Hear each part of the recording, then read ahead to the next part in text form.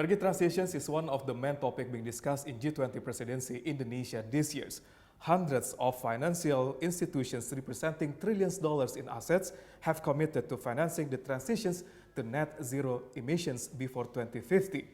HSBC is committed to support governments and corporations to transitions to a lower carbon practices. And I would like to discuss this issue with Francois de Marico, President Director of HSBC Indonesia.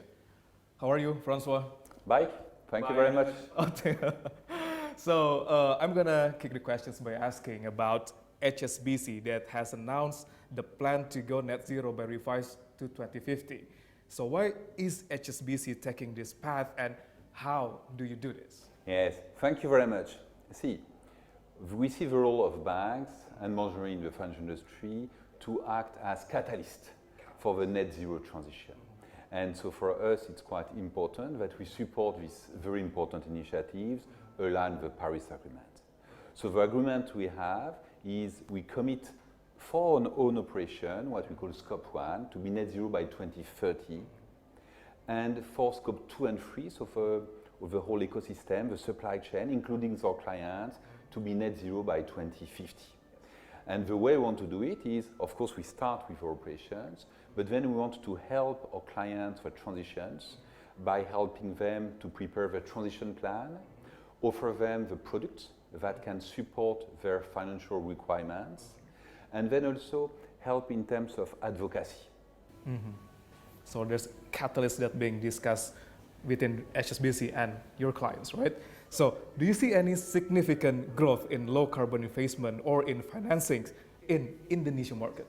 No, absolutely. So I've been in Indonesia now for 2 years, and I have seen that for the last year or so, I think really saw a big shift with the COP26, where Bapak Jokowi went there with a big delegation, 5 ministers, many people from the business community, and we saw a lot of commitments now translating into plans. And now we see much more financing coming, some green financing coming, and government of Indonesia has been leading. They started in 2018 to issue green bond and green sukuk. And now we see this project coming into fruition, and some of this investment coming for renewable energies. But more importantly, I think that it's the whole green industry, where we see huge opportunities in Indonesia, moving from just extracting, for instance, nickel, to moving down the value chain, to try to include components for batteries, battery cells, and also EV. So a lot of investment happening in this space. Okay, you said before about green financing. Do you think that we have that way to level up to increasing our green financings nowadays? Absolutely. We really start from a low base when it comes from green financing. It's something relatively new, and so we have a huge role to play to educate people and to make sure that it can increase. But already see the progress that has been made. OJK have released their green taxonomy. And so I think it's really a very, very good tool to give a framework to support the increase in green financing. And some banks like HSBC can also share some best practices of what we have seen in different countries and bring some expertise to support it.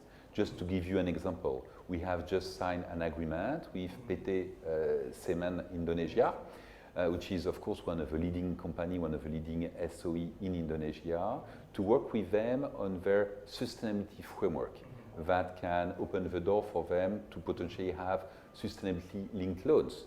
So it is coming. We see a lot of initiatives in this area, and I am very sure that in the coming years we'll see a huge increase of green financing in Indonesia. Right. You explained about OJK regulations before. So learning from others, what should we do in Indonesia, including what key of regulations are needed to accelerate growth of green financing and sustainable finance in Indonesia? Yeah. So already I think that OJK has been quite active in trying to promote some of the initiatives. But if we look outside, there are, I think, perhaps some other examples that we can look at and that could be relevant in Indonesia. I'll give you one example.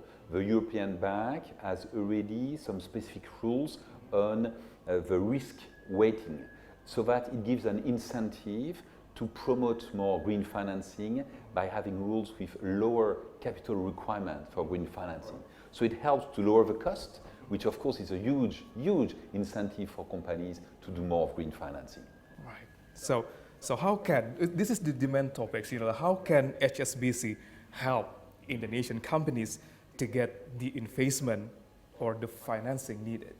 Yeah, so this is something that we do already. We have helped quite a few companies to get access with financing, and I think that there are very steps. First is to help them to develop their transition plan, because it's not something that you do overnight. You need really to have a clear plan on how you transition, and also what are the commitments that you can do, and what investment you require, and make sure that there is the proper level of disclosure to avoid what we call greenwashing.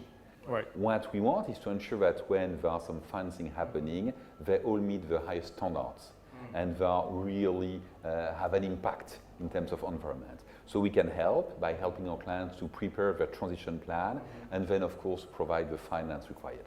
Right. With those tools, like from the government's regulations, from the private sectors, do you think the target in Indonesia, like 2030 and 2050, can be established? So currently in Indonesia, the government has committed, as you know, to be net zero by 2060. Yes. It's a big commitment, yes. But every time the government will say, or earlier. And I think that there are some initiatives that are coming now that will help to accelerate this transition. Accelerate the transition. And let me give you two examples. You have seen in July that Sri Mulyani has announced during the G20 finance minister meetings the country platform for the energy transition mechanism that is managed by PTSMI. And we are moving forward with that. There are several projects, and HSBC is involved in some of them, to decarbonize faster, to remove some coal-fired power plant in advance.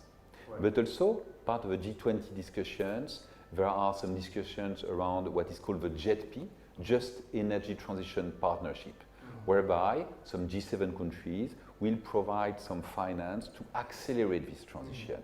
This is something that has started with South Africa, and there are now negotiations with Indonesia, and Pak Luhut mentioned that he hoped to be able to make an announcement on the 15th. So HSBC, part of G-Funds banks, is also involved in the working group, because the idea is to use what we call blended finance. So to leverage the public finance with some private finance from commercial banks like HSBC to really have a higher impact in terms of what we can achieve in Indonesia. Higher impact what we can achieve in Indonesia with the help from the private sector, of course from HSBC.